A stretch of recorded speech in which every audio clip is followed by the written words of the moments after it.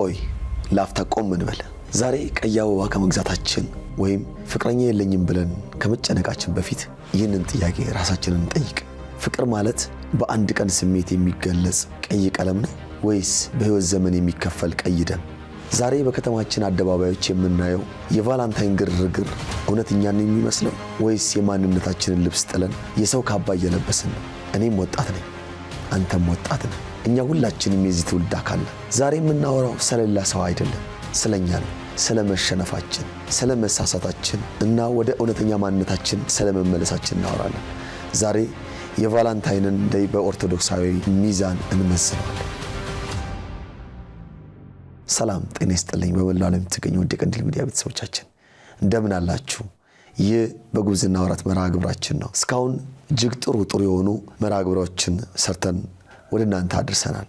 ዛሬም በክፍል 7 እጅግ ጥሩ የሆነውን እንደ ወጣትነታችን በግልጽ ልንናገር የሚገባውን ስለ ቫላንታይን ዴይ በግልጽ እናወራለን። በጎ ጎኑንና መጥፎ ጎኑንም እንረዳለን። እስከ መርሃ ግብሩ ፍጻሜ አብራችሁን ትቆዩ ዘንድ በአክብሮት ጋብዛለሁ። ይህንን መርሃ ግብር ለሌሎች ሼር እያደረጋችሁ አብራችሁን እንድትከታተሉ ግብዣን አቀርባለሁ። የካቲት ወር ሲመጣ አየሩ ሁሉ በፍቅር ስም ይናወጣል። ግን ወዳጆቼ እኛ ኢትዮጵያውያን የፍቅር ድሆች ነበር። ፍቅርን ከምዕራቡ ዓለም ነው የተማርነው። አባቶቻችን ፍቅርን መስዋዕትነት ይሉታል። እኛ ግን የዚህ ዘመን ወጣቶች ስሜት እያልነው ነው። ዛሬ የምናየው ቫለንታይን በብዙዎቻችን ህይወት ላይ የስነ ልቦና ጫናን ፈጥሯል። ፍቅረኛ የሌለው እንዲጨነቅ፣ ፍቅረኛ ያለው ደግሞ እንዲሳሳት የሚያደርግ ማዕበል ሆኗል። እስቲ የታሪክና የሃይማኖት እውነታን ወይም ታሪኩን እንመልከት። ቫላንታይን ማን ነው? ታሪኩ የሚወስደን ወደ 3ኛው ክፍለ ዘመን ወደ ጥንቷ ሮም ነው። በዚያን ጊዜ ቅዱስ ቫላንታይን የሚባል ካህን ነበር። በእኛ አሃት ወይም ደግሞ በኦሪየንታል አብያተ ክርስቲያናት ተቀባይነት የላቸው። ነገር ግን በኢስተርንና ዌስተርን አብያተ ክርስቲያናት ተቀባይነት አለ ወይም እንደ ቅዱስ ይታያል። ወይም ደግሞ በካቶሊክ፣ በአንግሊካል፣ በሉተራውያን አብያተ ክርስቲያናት ይህ ቅዱስ ተብሎ ይጠራል። ነገር ግን ለመግባባት ሁሉም ሊሰማን ስለሚችል ቅዱስ እያልን ጠርተን እንረዳው። ነገር ግን የኢትዮጵያ ቤተክርስቲያንና አሃት ቤተክርስቲያናት አይቀበሉትም። ነገር ግን አሁንም በማይግባባን ቋንቋ አብረን እንቀጥላለን።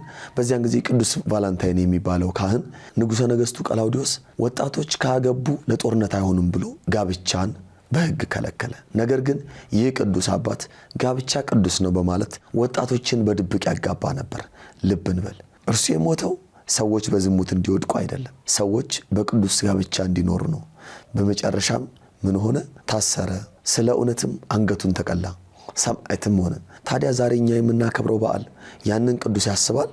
በፍጹም። ዛሬ የምናየው የንግድ ዓለም ትርፍ ማግኛ ያደረገው የፍትወት ገበያ ነው። የቤተ ክርስቲያናችን ሊቃውንት ፍቅርን በሁለት ይከፍሉታል። ፍቅረ እግዚአብሔርና ፍቅረ ቢጽ ይላሉ። እግዚአብሔርን መውደድና ወንድምን መውደድ። እኛ ግን በተጨማሪ ፍቅረ ዝሙትን ጨምረናል። ዛሬ ዓለም ቫላንታይን እያለች የምታስተዋውቀን ፍቅረ ዝሙትን ነው።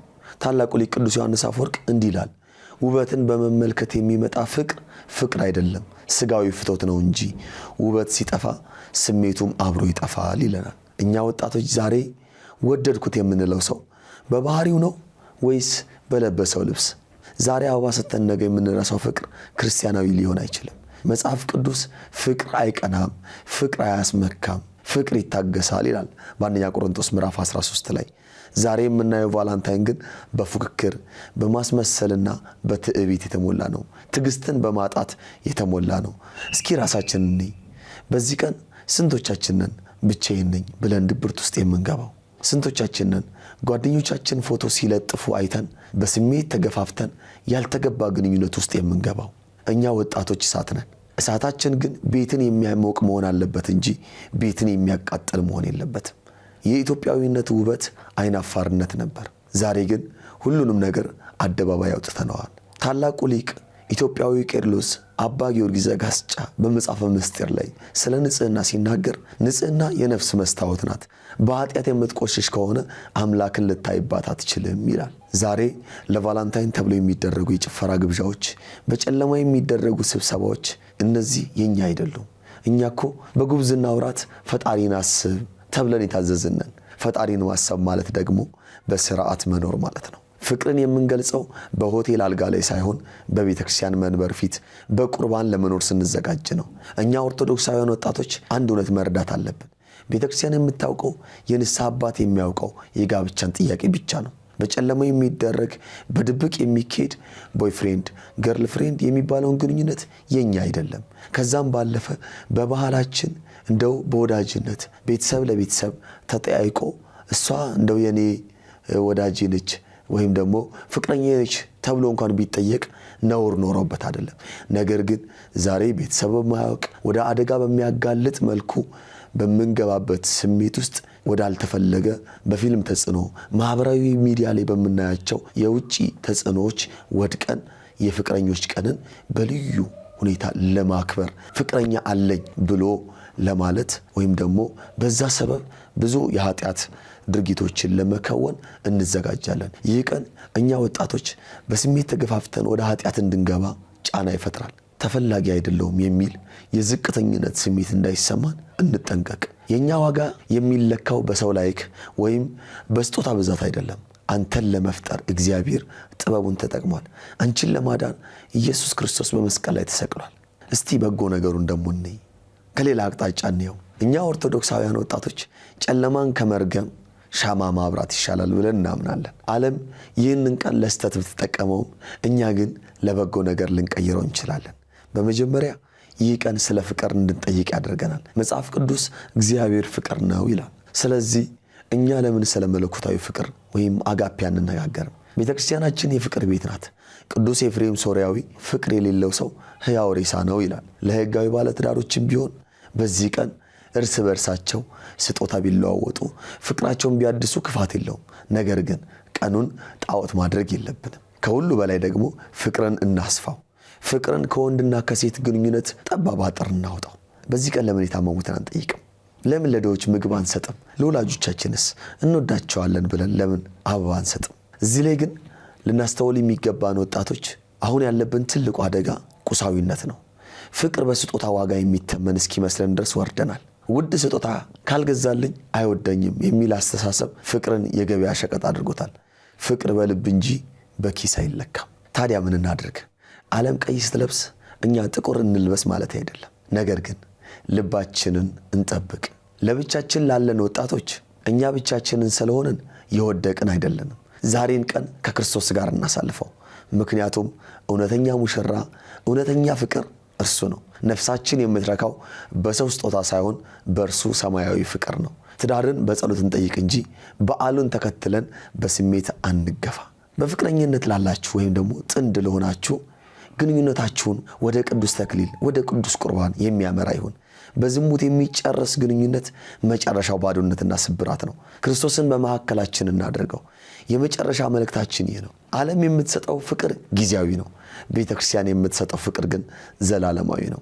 ቫላንታይን ያልፋል፣ ክርስቶስ ግን ለዘላለም ይኖራል። እኛ የኦርቶዶክስ ወጣቶች ቤተክርስቲያንን የምንረከብ የነገዋን ኢትዮጵያ የምንረከብ ነን። በባዕድ ባህል የምንነዳ ነፋስ እንደሚወዘውዘው ገለባ መሆን የለብንም። እውነተኛ ፍቅር የቆመው በቀይ አበባ ላይ ሳይሆን በቀራንዮ መስቀል ላይ ነው። ስለዚህ ወዳጆቼ ወጣትነት እሳት ነው እንዳልነው ሁሉ በማስተዋል ሆነን በኋላ ጸጸት የማይሆንብንን ነገር ልናደርግ ይገባል። ይህ በጉብዝና ወራት ክፍል 7 ነበር። መልእክቱ የገባው በዚህ ሐሳብ የተስማማና ልቡ የተነካ ወጣት ለሌላው ያካፍል።